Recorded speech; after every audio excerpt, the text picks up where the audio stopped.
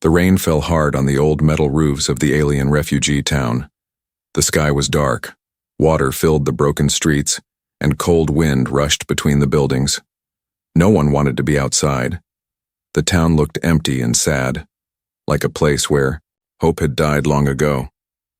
Jason, a human traveler, pulled his jacket tighter. He had come here to trade parts for his ship, but everything about this place felt wrong. The air smelled like rust and sorrow. He saw no smiles, just tired eyes and closed doors. As he walked down a narrow path between two ruined buildings, a sound stopped him. It was a child's voice. A cry. "Please, help. Someone. My mother won't wake up." Jason froze. The voice was small and full of fear. It didn't sound far. He turned and followed the sound. His boots splashed in the muddy puddles as he ran toward the voice. No one else was running. No one opened their doors. Again, the child cried out, "Please, I think she's dying. Someone, help." Jason turned a corner and saw a small figure, barely, more than a shadow, kneeling in the rain beside something lying on the ground. It was a child, an alien boy. His skin was pale blue, his body thin and shaking. He wore nothing but an oversized shirt, now soaked through. His eyes, wide and full of tears, looked up at Jason. "She won't wake up," the boy said, his voice trembling. "She's cold. She's not breathing right." Jason stepped closer and saw her. The boy's mother. An adult alien woman lay on the wet ground, her body half covered in a torn blanket. Her face was pale. Her lips had turned purple. She was breathing, but just barely. Jason dropped to his knees beside her. He touched her neck. Her pulse was weak. "How long has she been like this?" Jason asked gently. The boy sniffed. "She didn't eat for many days. She gave me everything, then she fell. That was last night. I stayed beside her. I didn't know what else to do." Jason looked around. There were buildings nearby, windows with people inside. But not one person had come to help. "Did no one hear you?" he asked. "They heard," the boy whispered. "They just closed their windows." Jason felt anger rise in his chest. He stood up and shouted, "Hey, anyone! We need help here! She's dying!" A few curtains moved. A door cracked open and quickly shut. Then silence. "She's marked," came a voice from one window. "It's not safe to go near her." "Marked?" Jason asked. "Disease. Maybe cursed. Maybe punishment. Who knows?" The voice replied. "We don't touch the marked." Jason looked down at the woman. He saw strange, faded symbols on her skin. He didn't know what they meant, but he didn't care. "She's a mother," Jason said. "And this is her son. You'd let them die?" No answer came. Jason looked at the boy, then back at the woman. He made a decision. He bent down, slid, one arm under her back, one under her legs, and lifted her. She was light, far too light. The boy stood quickly. "Can you save her? Please?" Jason nodded. "I'll try." Together, the human and the alien child walked through the rain. Jason carried the woman carefully, shielding her from the cold with his jacket. The boy walked close, never taking his eyes off his mother. People watched from windows. Some whispered, but no one followed. No one helped. After some time, Jason reached the edge of the refugee zone. There was an old human outpost nearby, abandoned but still standing. He had seen it before, half buried in rust and vines. He kicked the door open with his foot. Inside, the air was dry and still. It smelled like dust and old machines. Jason found a corner and laid the woman down on a pile of blankets he quickly made from a storage box. Then he looked at the boy. "What's your name?" Jason asked. "Ren," the boy said quietly. "All right, Ren," Jason said. "We'll warm her up. Then I'll go get help. But for now, stay close." Jason lit a small fire using scrap wood and his emergency torch. He rubbed the woman's hands and wrapped her in more cloth. She didn't move. but her chest rose and fell, slow and weak. Ren sat beside her, holding her hand. His lips moved in a whisper Jason couldn't hear. Jason watched them. 2 lives, forgotten, unwanted, but not by him. He whispered to himself, "No one else came, so I will." And outside, the rain kept falling. The fire crackled softly inside the broken outpost. Jason sat near it watching the flames dance. The alien woman still lay unconscious, wrapped in whatever cloth he could find. Her skin felt a little warmer now, but not enough, and her breathing was slow, shallow. Ren didn't move from her side. The little alien boy sat holding his mother's hand like it was the last thing keeping her alive. His eyes were red from crying, but he didn't shed more tears. He just stared at her, whispering the same soft words again and again. "Please wake up. Please wake up." Jason stood up. "We need real help," he said, looking down at the boy.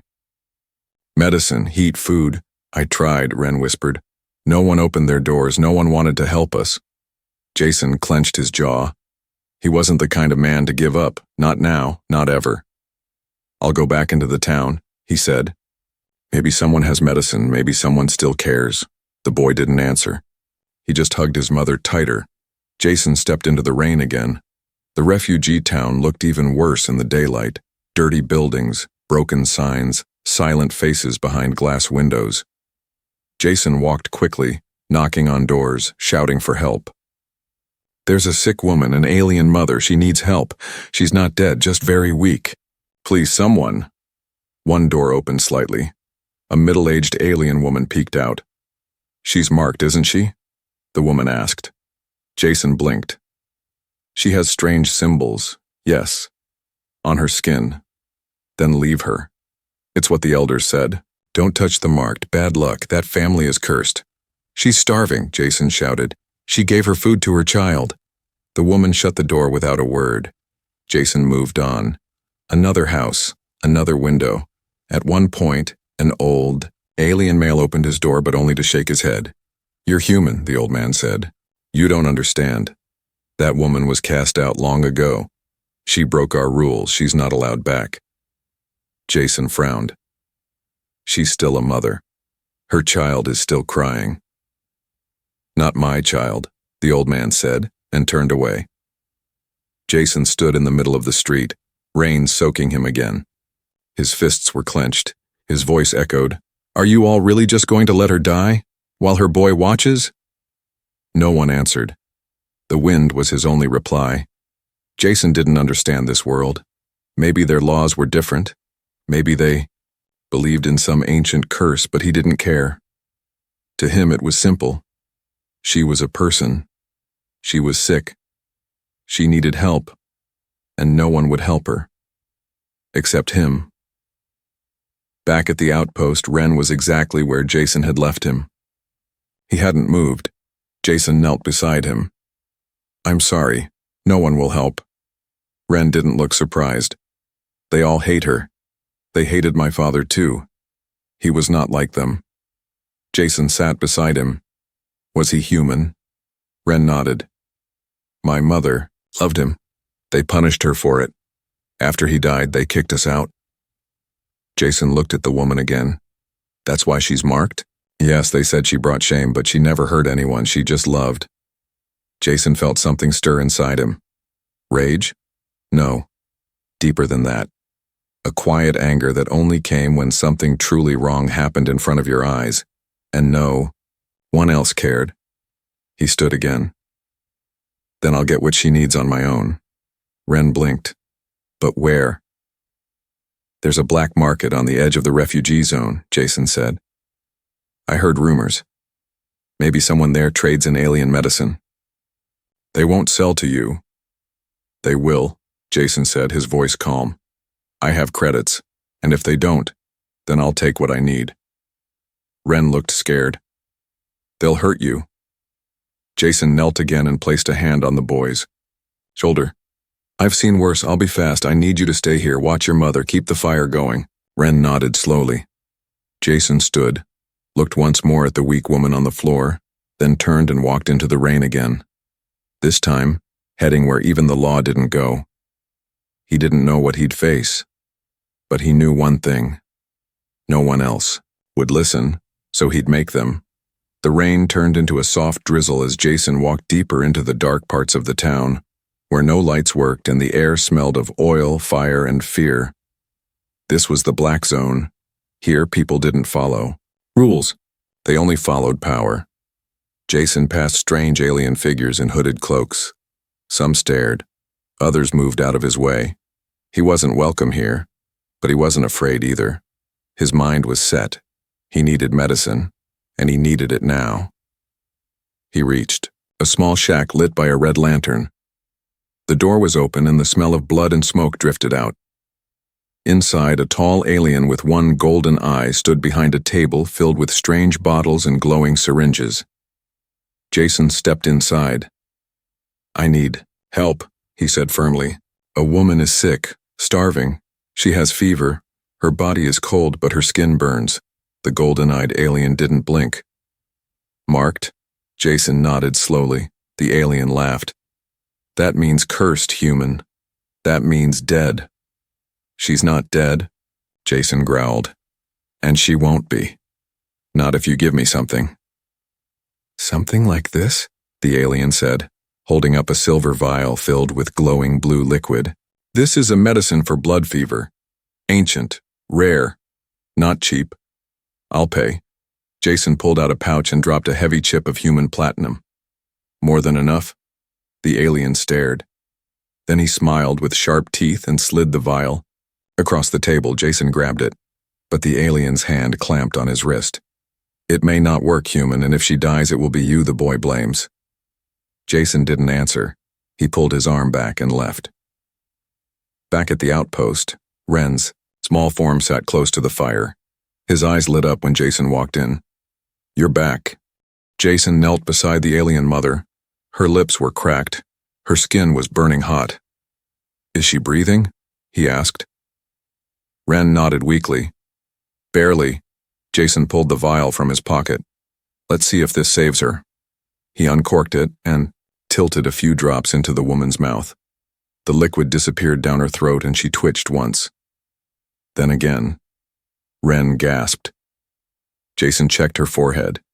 The heat was still there, but her pulse was stronger. He placed the rest of the vial into a water bottle and set it near the fire. Then he looked at Ren. "I made you a promise," he said quietly. "I told you she'd be okay, and I meant it." The boy stared at him, blinking away tears. "Why are you helping us?" Jason paused. Then he said, "Because no one helped me once. When I needed it most." Ren tilted his head. "You were like us?" Jason nodded. "Not exactly, but I was alone, cold, lost. One man helped me, a stranger, gave me food, a place to sleep, told me kindness is the only thing that makes us more than animals." Ren looked at his mother. "You are like her," he said. "She always helped others, even when we had nothing." Jason smiled faintly. "Then she's stronger than most I've ever met." They sat in silence for a while. The fire warmed the room. Outside, the rain had finally stopped. Then, a sound, a breath. Jason looked down. The alien mother's fingers moved. Ren jumped up. "Mom!" Her eyes blinked open slowly. They were glassy and full of confusion. Her dry lips trembled. "Ren! I'm here!" the boy cried. "I'm here!" She tried to sit up, but Jason gently stopped her. "No, don't move yet." Her eyes found his. For a long moment she stared. "You're human," she whispered. Jason nodded. "I am." "You saved me?" Ren hugged her tightly. "He carried you. He gave you medicine. He stayed." The woman tried to speak, but her voice broke. Tears rolled down her cheeks. "I thought I would never see you again," she whispered to her son. Jason stood up and moved back. "I'll get more supplies, some food. Don't worry. You're safe now." She grabbed his sleeve weakly. "Why?" Jason looked into her tired, confused eyes and said simply, "Because someone has to care when no one else will." Jason boiled water over the fire using a rusted pan he found in the corner of the outpost. The air inside was warmer now. Safer. The alien woman slept again, but her breathing had calmed. Her face was no longer as pale, and the deep shaking in. Her limbs had stopped, but something still didn't feel right. He had seen wounds before. He had seen hunger and sickness. But not like this. Her skin, though smooth, had strange, faded marks. They didn't look natural. They looked carved, etched into her flesh like brands. Some marks looked like they'd been done long ago. Others seemed fresh, like someone had touched them with fire. Jason sat beside her with quiet care. Ren watched him closely. The boy hadn't eaten in 2 days, but still refused anything until his mother ate first. He never let go of her hand for long. Jason finally asked, "Ren, can you tell me what these marks mean?" Ren hesitated. He looked down. "They're punishment marks. The elders burned them into her skin." Jason's heart sank. "Why?" Ren's voice broke. "Because she loved a human." Jason felt like the air had been knocked out of him. "The boy continued, "My father crashed here years ago. A pilot. He was hurt. My mother saved him. They fell in love. But her people said it was wrong. They warned her. Then they punished her." "And your father?" Jason asked quietly. "He died. In an explosion. He was trying to fix a ship to escape with us." Ren's eyes welled with tears. "After he died, they said my mother was cursed. They took our home. Burned her name out of the records.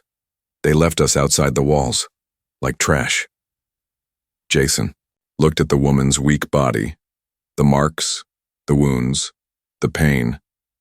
No wonder no one would help. She had been erased. That night the woman woke again. Her voice was clearer. Jason helped her sit up slowly. She winced in pain. "You shouldn't move," he told her softly. She gave a tired smile. "You're the one who saved me." Jason didn't respond right away. Then he said, "Your son saved you. He cried for help when no one else did." Her eyes went glassy with emotion. "He's all I have. He's a strong boy." The woman touched the marks on her own arm. "Do these scare you?" Jason shook his head. "They make me angry." She looked confused. "Why?" "Because no one should be punished for love." Tears slipped down her cheeks again. She covered her face with her hand, ashamed. "I am not a bad mother," she whispered. "I know," Jason said. "You gave everything you had for your son. That makes you stronger than most." The woman finally spoke her name. "I'm Nira." Jason nodded.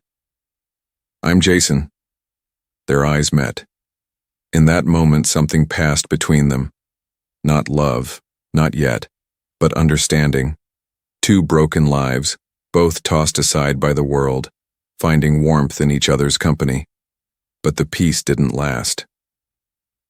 Later, that night, Nira screamed in her sleep. Jason rushed to her side. She was burning up again, worse than before. Her body twisted in pain, her skin turned gray at the edges, and the marks on her arms began to glow faintly. Jason touched her forehead. The fever had returned. "No, no, no," Ren cried. "You gave her the medicine!" Jason opened the pouch. The vial was empty. He cursed under his breath. "Whatever's inside her, it's deeper than just a virus."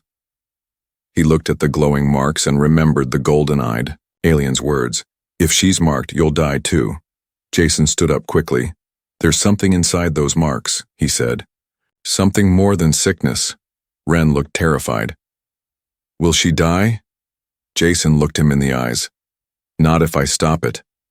"But how?" Jason grabbed his tools, checked his wrist computer, and opened a scanner. He hadn't wanted to. Use tech here.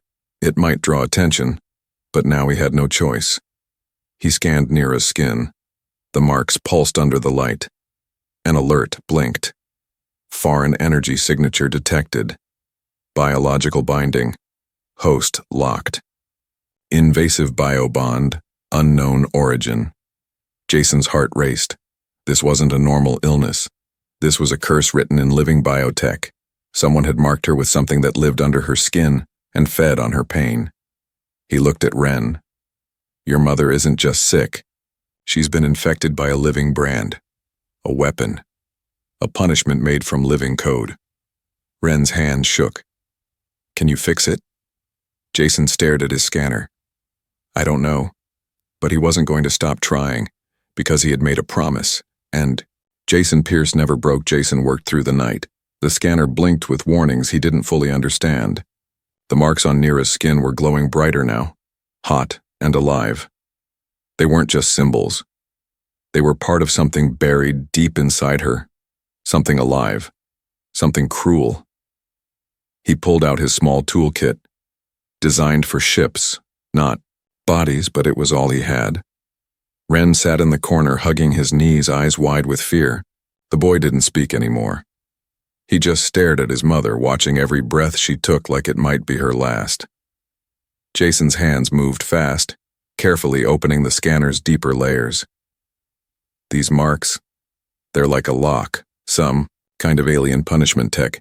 It's feeding on her fear, her memories, her love. He paused. This isn't just sickness. It's designed to hurt her slowly. Can you stop it? Ren finally whispered. Jason looked at the boy.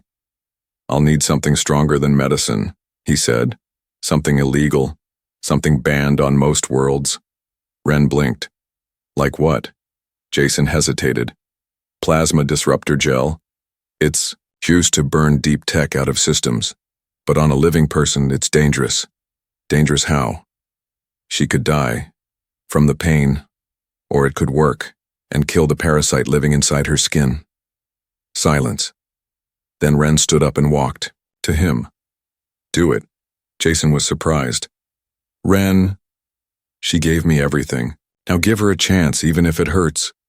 Jason looked at the child and then at Nira's face. Sweat covered her brow. Her mouth moved in dreams. Her body jerked with every pulse of the living marks. He stood up and made his decision. I'll go. Jason slipped into the night like a shadow. His destination. The dead strip. A stretch of underground tunnels where smugglers, hackers, and bio-witches traded dangerous goods. He knew the risks. Humans weren't welcome there, but he didn't care. He found a dark tunnel beneath a collapsed bridge. There, 3 alien traders guarded a fire and a metal box. I need disruptor gel, Jason said. They turned slowly. A tall one with metal horns stepped forward. That stuff's illegal, human. I'll pay. Too dangerous. Another hissed. Why would you want that? Jason's voice dropped. To save someone marked. The aliens froze. Impossible, one whispered. No one saves the marked. I don't care what you believe, Jason growled. I just need the gel. They looked at each other, then the tallest one finally said, 10,000 credits. Jason pulled out his wrist device and transferred the payment. In silence, they handed over a small metal tube with warning signs all over it. Use 1 drop, the alien said. Any more, and she'll burn from the inside out. Jason ran. He returned to the outpost just before dawn. Nira was shaking now, her lips blue again. Ren sat beside her, whispering stories from memory, trying to calm her. His voice cracked. Jason knelt down and showed the boy the tube. This might save her. Ren nodded, tears in his eyes. Do it. Jason rolled up Nira's sleeve. The glowing marks pulsed like angry fire under her skin. He opened the gel. Just 1 drop. It hissed when it touched her. She screamed. Her body arched up in pain, and the marks lit up like a dying star. Her skin shook, her breath stopped for a second, then started again, fast and heavy. The gel spread slowly under the skin, darkening the glow until it blinked once, twice, then faded. Jason gripped her hand. Stay with me, Nira, he whispered. Don't leave him. Don't leave me. For a moment, everything was still. Then, her chest rose gently. Her breathing slowed. Her skin, once burning, now felt warm. Normal. Jason's scanner flashed. Biosignature inactive. Parasite link destroyed. Host status stable. Jason exhaled. He'd done it. He looked at Ren, who had tears rolling down his face, but now they were tears of relief. "She's okay," the boy whispered. Jason nodded. "She's going to live." Ren jumped forward and hugged Jason tightly. The boy didn't say anything else, but he didn't have to. That hug said everything. Jason had risked it all, and it was worth it. The fire burned low. Dawn broke through the cracks in the broken outpost walls. Gentle light spilled onto the floor, touching the sleeping face of the alien woman. Jason sat nearby, his back against the wall, eyes heavy with exhaustion. His hands were burned from the gel. He hadn't slept all night, but he didn't care. He kept watching her chest rise and fall. Alive. After everything, she was alive. Ren had fallen asleep beside her, one small arm wrapped around his mother like he was afraid she might vanish again. And then, something changed. The soft breath in her chest deepened. Her fingers twitched. Her head moved slowly, turning toward the warmth of the fire. Her eyes fluttered open. Jason sat up straighter, barely breathing. Her pale blue eyes searched the room, confused but calm. She looked down at Ren and gasped softly. Ren?" she whispered. The boy stirred, blinked, and looked up. "Mom?" Her voice cracked, but it came clear. "You're here. You didn't leave me." Ren threw his arms around her, tears falling again, but this time they were happy tears. "I stayed. I didn't leave. He saved you, Mom." She looked over her son's shoulder, her tired gaze finding Jason across the room. You came back," she whispered. Jason gave her a tired smile. "Didn't plan on leaving you like that." Tears filled her eyes. "Why? Why would a stranger fight so hard for someone like me?" Jason walked closer and crouched beside her. "You're not just someone like you, Nira," he said gently. "You're a mother. You risked everything to keep your son alive. That's not weak. That's the strongest thing I've seen in a long time." She blinked, overwhelmed. "I was dying. I could feel it. But I heard your voice. I heard you telling me to stay. And I did." Jason's voice softened. "Then I'm glad I spoke loud enough." Later, as the morning warmed the air, Jason helped her sit up fully for the first time. She winced but smiled. Her body still ached, but the burning was gone. The poison under her skin had vanished. She felt cleaner, lighter, like a dark cloud, had finally lifted from her bones. Jason handed her a cup of warm broth. She sipped it slowly, then looked at him with curious eyes. "You have nothing, yet you gave us everything." Jason didn't answer right away. Then he said, "You remind me of someone I lost." "Who?" "My sister. During a war. I couldn't save her, but I saw the same fire in your eyes that she had. The same love when you looked at your child. I wasn't strong enough back then, but I was strong enough now." Nira touched his hand. "You saved both of us." Jason met her gaze. "You saved yourself too. You held on." The day passed gently. Ren smiled more than he had in weeks.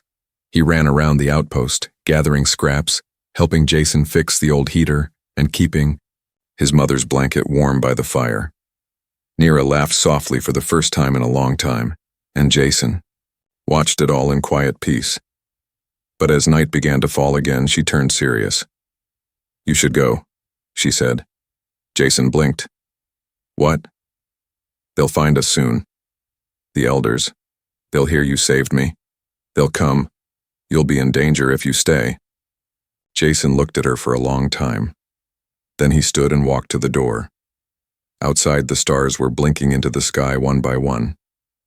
He turned around and said simply, "Then let them come." She stared at him in disbelief. I'm not leaving you. And your son, Nira, he said. You're not marked anymore. You're not cursed. You're a survivor, and survivors deserve protection.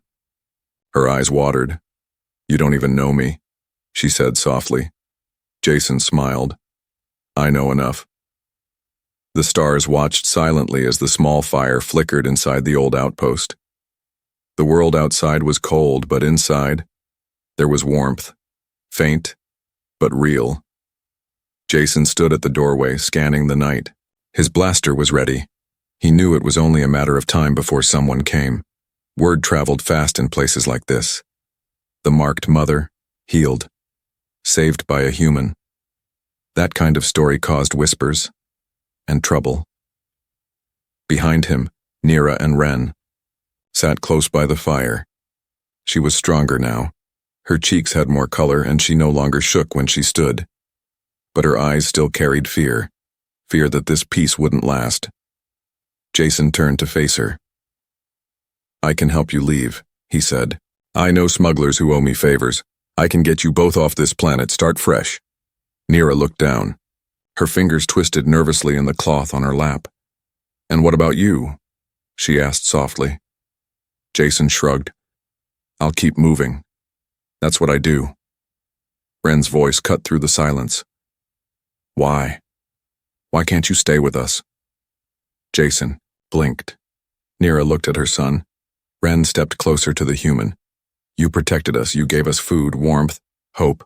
I've never seen my mom smile like she did today. Please, don't go. Jason crouched down.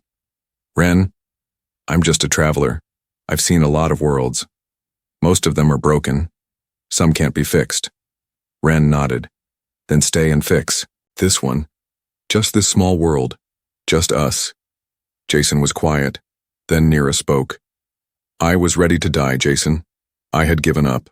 But you made me believe again, not just in life, but in people, in humans. She looked at him with tearful eyes. I don't need a planet. I don't need a ship. I just need safety. A place to raise my son without fear. Jason's heart beat louder in his chest. No one had asked him to stay before. No one had offered a home. The sound of footsteps broke the quiet moment. Jason turned sharply. Outside, torchlights appeared in the dark. Shadows moved. They've come, Nira whispered. Jason didn't hesitate. He stepped outside, rifle ready, standing between the outpost and the oncoming figures. 5 aliens approached, elders and guards. All wore the same symbol on their chests, the sign of exile. One of them pointed at Jason. You interfered in our judgment. Jason stood firm. She was dying. She was cursed. She was a mother. The leader raised his voice.